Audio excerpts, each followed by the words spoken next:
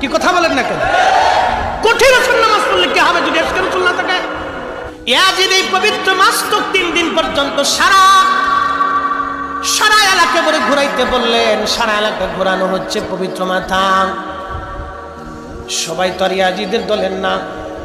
ইশকে রাসূল যাদের কলিজায় রাস্তার পাশে দাঁড়ায় দাঁড়ায় তারা কাঁদতেছে। একটা নজর আওলাদে রাসূল দেখার জন্য তারা প্রতীক্ষায় দাঁড়িয়ে আছে। একজন আশিকে রাসূল পবিত্র মস্তক দেখে তিনি কোরআনের একটা আয়াত তেলাওয়াত করলেন এইভাবে, আম হাসিবতা আন্না আসহাবাল কাহফি ওয়ার রাকিমি কানু মিন আয়াতিনা আযাবা।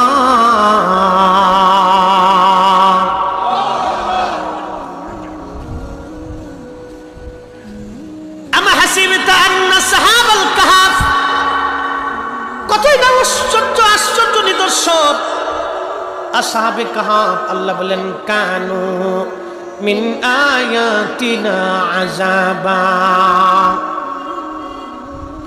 আশ্চর্য নিদর্শনাবলীর মধ্যে অন্যতম নিদর্শন এই আসহাবে কাহফ। আয়াত যখন তেলাওয়াত করলেন তখন পাশ থেকে এই আশিক রাসূলের আয়াত পড়ার সঙ্গে সঙ্গে ইমাম হুসাইন রাদিয়াল্লাহু আনহুর পবিত্র জবান থেকে আওয়াজ আসতেছে, আযাবু আসহাবাল কাহফি কতলি ওয়া হামলি।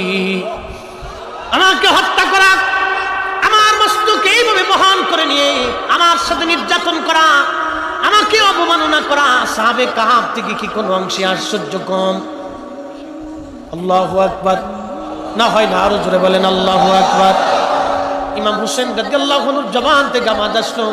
আল্লাহ কোরআনে বলেন, ওয়ালা তাকুলু লিমান ইউকতালু ফি সাবিলিল্লাহি আমওয়াত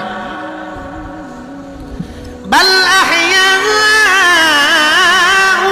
ওয়ালাকিন লা তাশউরুন।